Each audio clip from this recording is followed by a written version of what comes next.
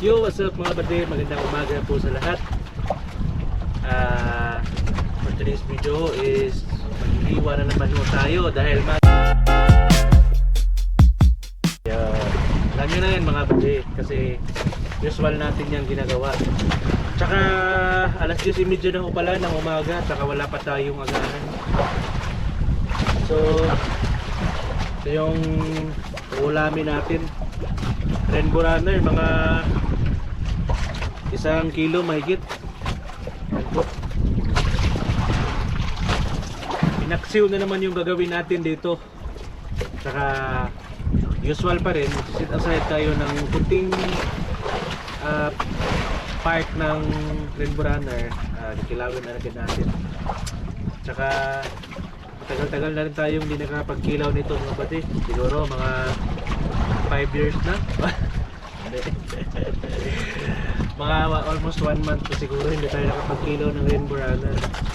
So let's start mga bati.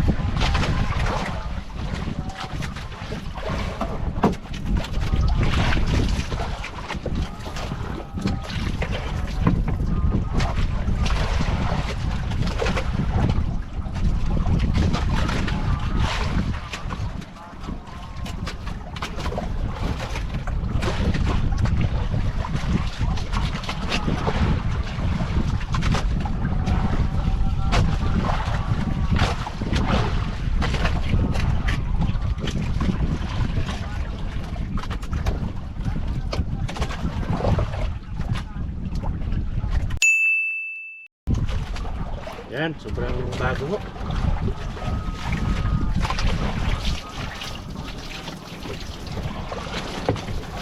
Grabe yung laman niya. Clear na clear.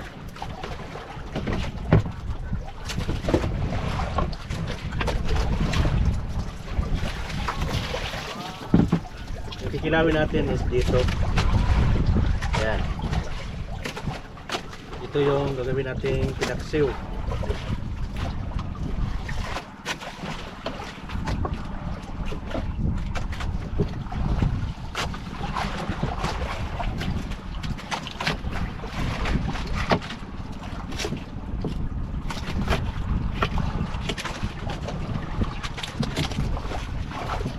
Sayang mga bade na pagplanuhan ko pa naman na dala ng sweet potato, hindi yung kamote.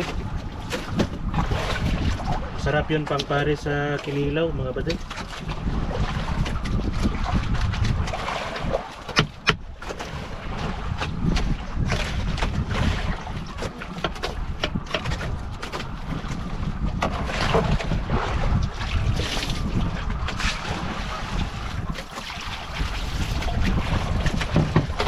Ito yung kikilawin natin. Hindi na natin tatanggalin yung balat kasi okay naman kahit hindi tanggalin yung balat, kasi nandyan sa balat yung mataba na part.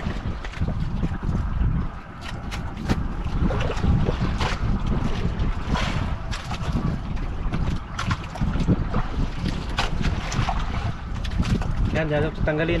Diretso na natin ito hiwain. Hiwain lang natin ng manipis mga badje.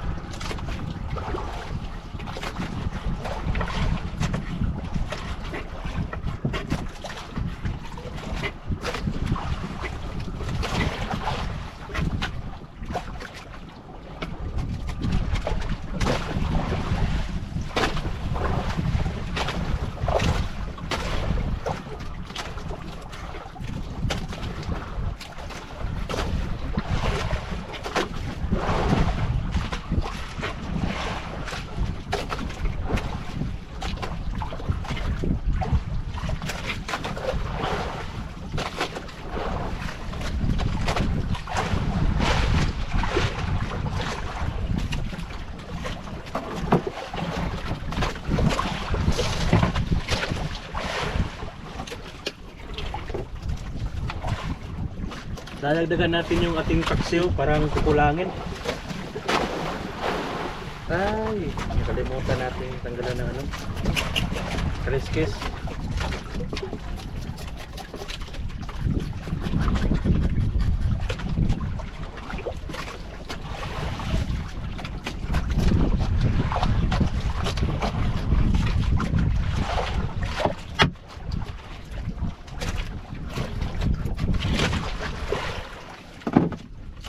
Sabi yung mga kasamahan natin mga badi, inaabot na sila ng 5 araw. Yung isa sa kanila, yung kapitbahay namin, inabot na ng 6 na araw. So yung huli niya, 2 yulupin, 2 tulingan na malaki, at saka isa yung pandawan. Sabi mga badi, so ibig sabihin talaga napakakalmada ho. Pero yung atin is ano lang tayo, nagbabaka sakali lang, baka makahuli. Kasi pag tuwing nandun lang tayo sa sa ating bahay, walang nagbibigay sa atin ng pera mga badi. Kaya minamabuti ko na umabante pa rin tayo kahit kalmada, kasi nga hindi naman parehas lahat yung abante natin, hindi parehas ng bawat biyahe natin ay nalalaman natin. Kaya nababakasakali lang tayo mga badi, sana ay makahuli tayo ng tuna ngayon. So patuloy pa rin tayo mga badi.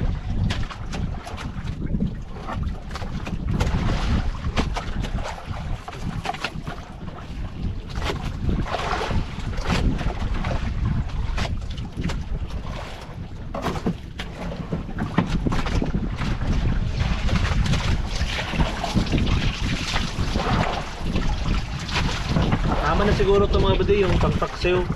Kasi ito, itatabi natin to para naman mamaya piprituhin natin para masarap.